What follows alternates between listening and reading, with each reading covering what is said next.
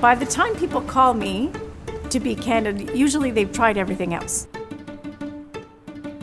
And then we find that actually we're not getting to a place of moving forward, and actually the risk exposure becomes too big.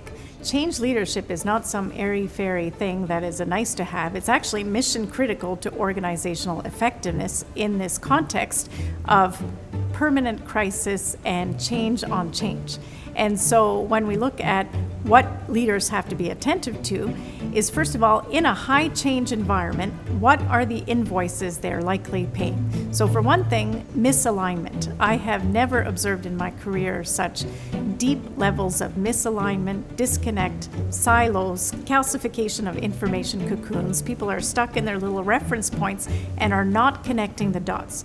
So we've moved from a world of solid structures to an environment of fluid systems. So we think about the org chart, used to be the classic kind of artifact of an organization.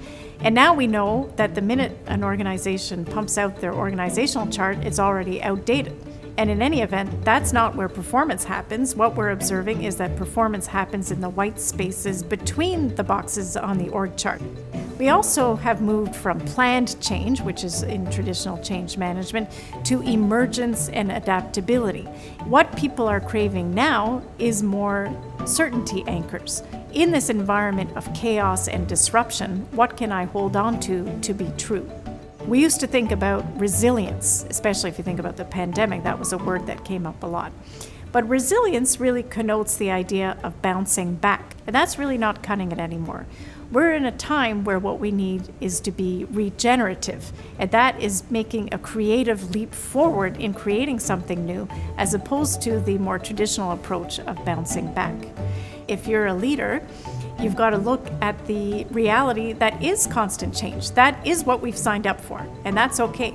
But you want to be sturdy, to be grounded, so that people can have trust and confidence in leadership that balances empathy with accountability.